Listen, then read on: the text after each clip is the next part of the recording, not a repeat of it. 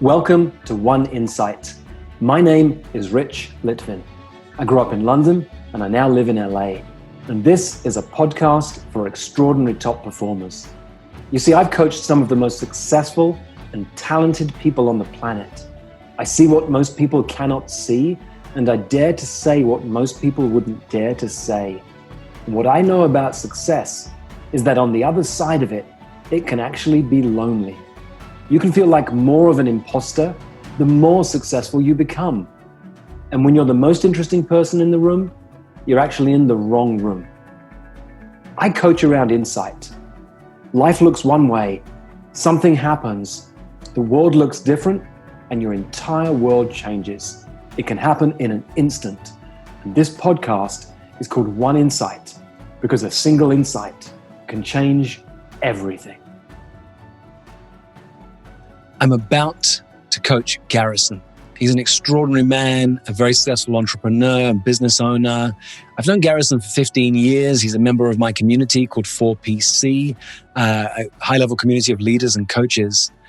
And I coach Garrison around what Gay Hendricks calls an upper limit, where he gets to a level of success in business and isn't able to go beyond. It's a fascinating concept. If you haven't read The Big Leap by Gay Hendricks, please, I highly recommend that for you and for your clients. And we draw out this distinction around freedom and responsibility. I'm always coaching for a distinction, or listening for a distinction, or drawing out a distinction that my client can't see. And watch what happens as we draw out this distinction between freedom and responsibility and see what insights Garrison has. And play it out for yourself. You can listen to this coaching conversation as a client. I'll be coaching you as I coach Garrison. Or you can listen as a coach. Why is Rich asking that question? Why is he going in that direction? Enjoy. Hello, Garrison. Hey, Rich.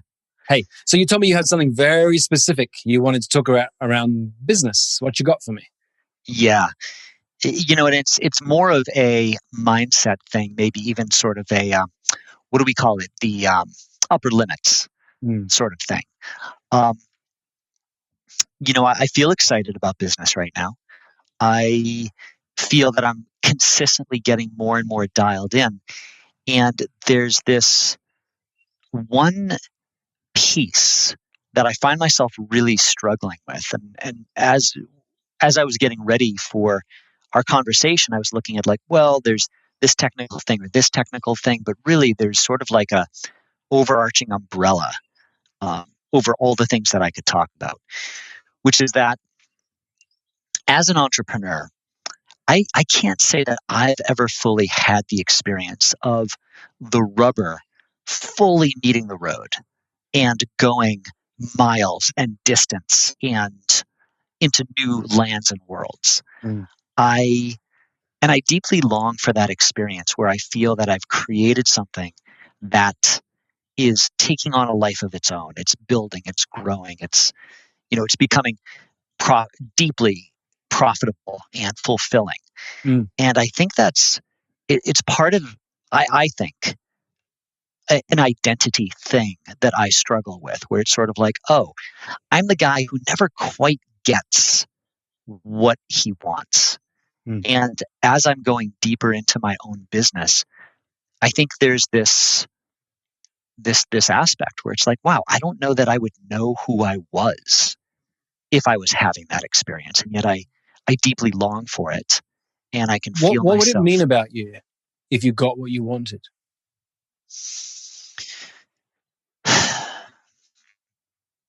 What would it mean about me if I got what I wanted?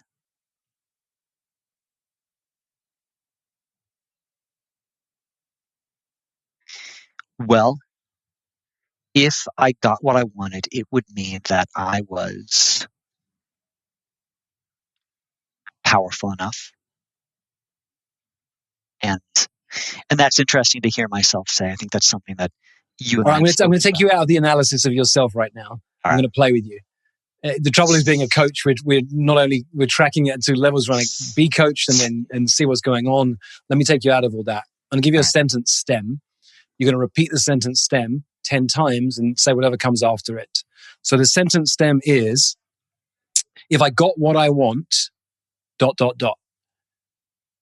Let's just see what comes. So you got to each time say, if I got what I want, then finish the sentence and repeat it. If I got what I want. If you're a bit slow, if you get caught in your head, I might interrupt you and just say, if I got what I want, and it'll take you back into the present moment. So don't stand reflecting.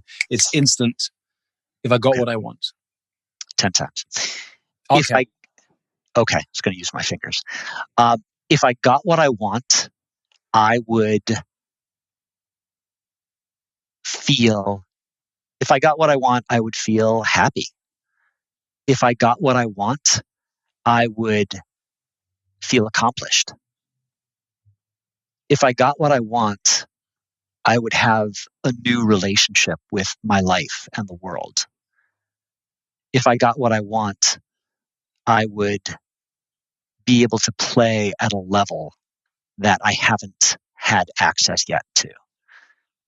If I got what I want, I would be at cause of my life. If I got what I want, I would be making a difference on a scale that would truly inspire me. If I got what I want, I would be able to create the life that I feel that I'm really here to be living. If I got what I want, I would have a different relationship with myself. If I got what I want, I would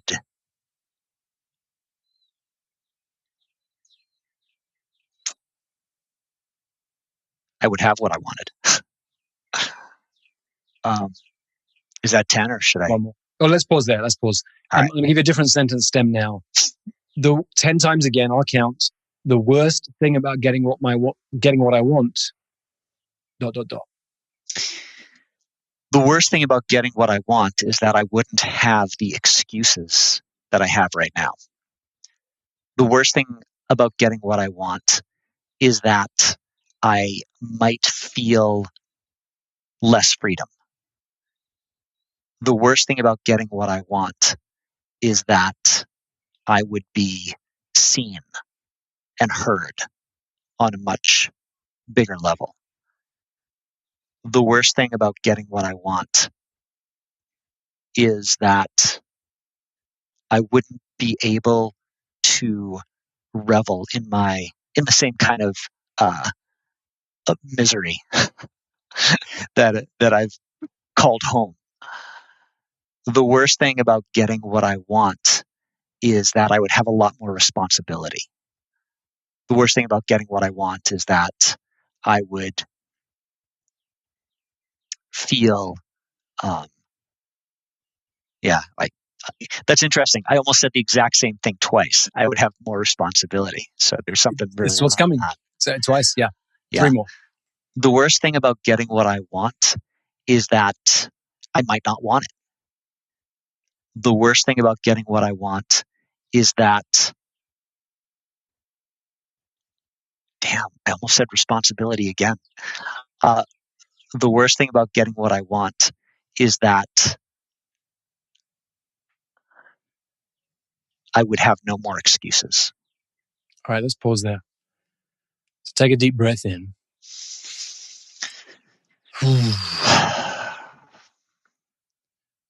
What insights do you have?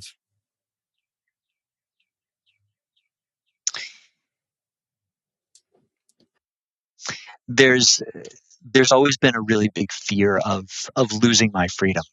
And I know it's not a logical thing because in some ways I've equated losing my freedom with having more responsibility or success or having a larger team or being locked into having to create enough finances each month to pay for what it is that I've created. And I think that there's a fear around that. And even though I know that creates more freedom, there's a fear that I would actually lose freedom. Yeah. So there's this freedom here, responsibility here, and this challenge of the two where you're caught in this trap, wanting more freedom, but worried that'll give you more responsibility, having more freedom and not creating the impact you want to create in the world. Yeah. You know how natural it is to seek freedom. I went to see a friend's house, to see a friend and his home in Topanga recently. And it's high up on the hills and you have a view and it's so relaxing. And he said to me, it's deeply programmed into your genetics that when you're up on a hill and you have a view, you feel safe. Mm. Because of most of human history, if you couldn't see who was coming around the corner, you might be killed. And that's why your system relaxes. I think same on the beach when you can see out to the ocean. You're living out in Hawaii right now. Or have you got there yet? You're there now? Oh, yeah. Yeah. So you know this feeling of this freedom, this space that goes with that. It's very, very natural to seek freedom. Yeah. For most of human history, humans were not free. Mm-hmm. That's true. Yeah. I like that vision of having big house on a hill and, being able to have this huge expanse in front of me. That feels really good. Well, our mutual friend John is living around the corner. Well, no, he's my friend. I've introduced him recently to you, so you may not have seen his house yet. He's moved to Maui too, and he has a house up on a hill with an amazing view just like that, not far from where you're living right now. Oh, cool. We've been in touch, so I can't wait to visit. Yeah. Yeah. So it may be closer than you think.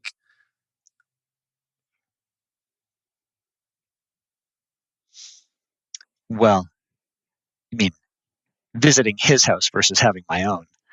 I mean the latter. Well, that would be a dream, and that is definitely something to work towards.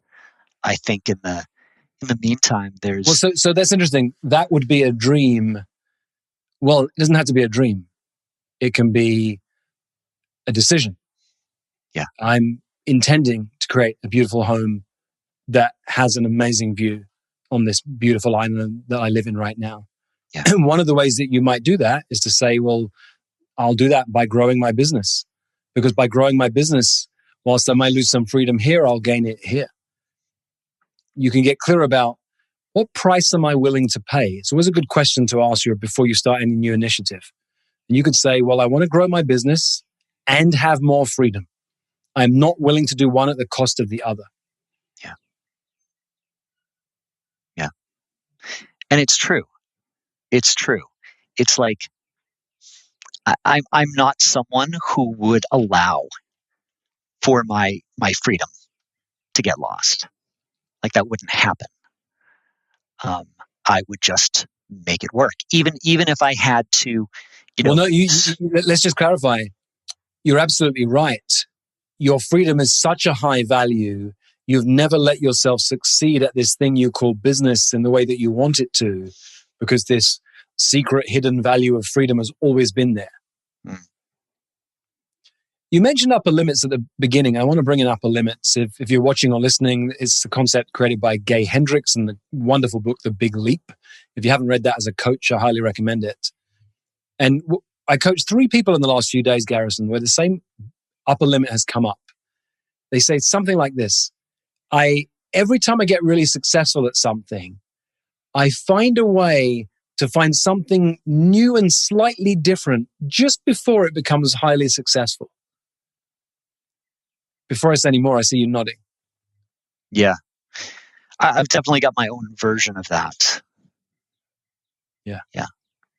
And so that's an example of the big leap the opposite of the big leap, the upper limit that holds back that next big leap where we don't catch it. We say, oh, I love to do new stuff. I've got a low threshold for boredom. And we convince ourselves that that's something great and one of our gifts. But we miss where actually we're upper limiting ourselves. Mm-hmm. And it makes sense. You have an upper limit on what you're willing to accomplish because you have this very high value on freedom. You have this high level of concern about too much responsibility. It makes sense to me. Yeah. Yeah. And so is it really as simple as it just comes down to a choice? Well, I'll leave you with this thought. I'm sure you've heard me tell this before. It was 2014. I'm in Liberia and I'm sitting next to a woman I didn't know at the time, but it's Janine, who became a member of 4PC and a member of our community. And Janine says to me, "What's going on in your life? How are things?" We have this deep conversation in a bus driving through the dusty outskirts of villages in Liberia, late into the night. And I tell her at some point that I've got friends who've made 7 figures in business, and I'm wondering if it's the next step for me. But I have a high value on freedom, and I've seen people who make a lot of money and they're not happy, or they make a lot of money and then spend a lot of money, and so there's not much left over. And what it came down to is, do I make 7 figures in business, or do I hold true to my top 3 values, fun, freedom, and family? And she asked me a question that changed my life. She said, "It sounds like you've made it up. You can either have one or the other, and you can't have both. What if you could have them both, Rich?" And it was like, whoa, it had never crossed my mind. And I lived into this distinction, not knowing how.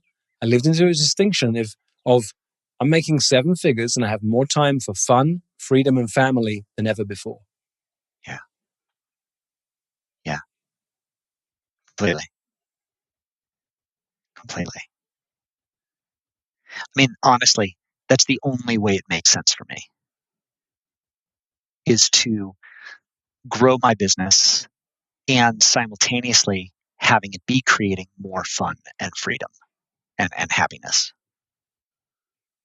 This is what I call a goal with a rider on the end. You put something out there that looks impossible, but it's not. I could make that happen, but I'm not willing to pay the price to make that happen. But if I put that with this, I haven't got a clue how to do that. And I want it. I want it all. A business that's successful, that makes a big impact, and fun and freedom and happiness. Now that's a mission. And I'm going to stand for you to have that in your life, Garrison. Yeah, me too. So this is a perfect moment where I'll illustrate for everyone who's watching what I call letting somebody simmer. It would be easy at this moment to jump in to say, let me coach you around that. Let's create 17 steps to make this happen. But letting someone simmer, Garrison's an extraordinarily talented man. I think we've known each other for 15 years. I don't need to coach you in this moment. Let's take you off the hot seat. Thank you for playing. Thank you, Rich. For most of human history, it wasn't called coaching. It was called leadership. And it's what I love to do, to coach people, to lead people, and to mess with people's thinking. If you'd like more of this, or if you'd like to learn more about our community of extraordinary top performers, go to richlitvin.com/oneinsight.